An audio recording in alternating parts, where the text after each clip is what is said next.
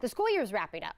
It's hard to believe, right? That means 3rd, 4th, and 5th graders that will also be taking those end of grade tests. And those tests can be stressful, but there are things parents and caregivers and grandparents that can all do to help prepare. Natalie Parmenter is the founder of Primary Focus, and she's here to help. How are you?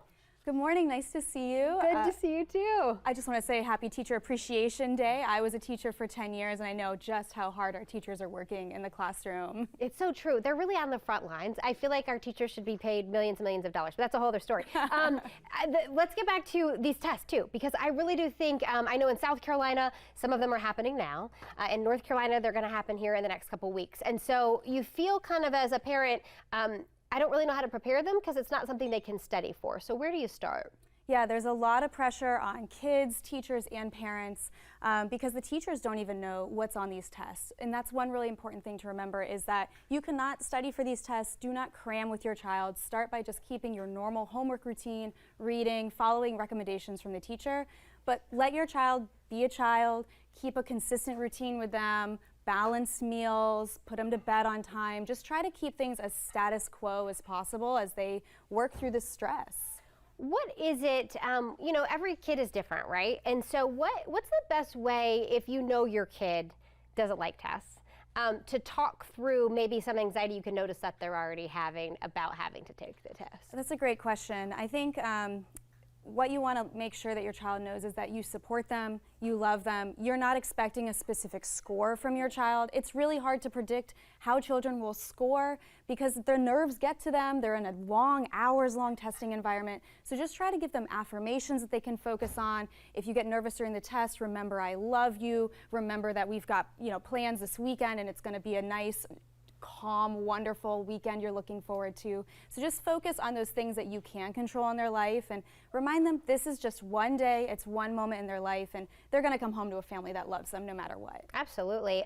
Now you mentioned the normal routine, so I like the way you've broken this down. The week of, you say normal routine, balanced meals, regular bedtime, be a kid. Now the morning of, what can you do specifically? There are some things you can control the morning of. The way you dress your child, for example. They're going to be in a room for several hours. It might get cold. Dress them in layers. Bring a sweater. It might get hot in that room. So let them be able to kind of adjust their clothing. Avoid jingling jewelry, squeaky shoes. You can hear a pin drop in those rooms. So just anything that's going to be noisy, avoid that. Yeah. And get to school on time. Get to school on time. That takes away half the anxiety, right? Yes, get to school on time. There is one thing I want to say. There's always going to be one late bus the morning of the test. If your child is on a bus, the school knows that bus is running late. So you don't have to be freaked out or feel like you have to Zoom and drop them off at school. The school knows and will make accommodations if the bus is running late. They'll delay the test. And then you say after the test, there's something that's important to do. Yes, take them for ice cream. Celebrate, reward. You're not going to get those scores back for weeks, maybe even months after the test. Celebrate with them because they did something really, really hard and they deserve some praise for that. Do you feel like eventually the scores come back? How would you encourage families to talk through those once they do come back as well? Yes, so I have some pretty strong opinions about these tests. They are very long, and I don't know when else you'd ask an 8-year-old to sit in a room for 3 hours and focus on something. So take the test scores, celebrate with them that they did it, they've moved on, and now they can start a new school year and not have to think about it again for a while.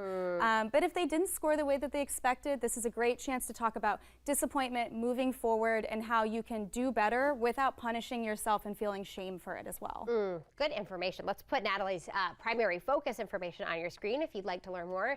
There's her website as well as the Instagram.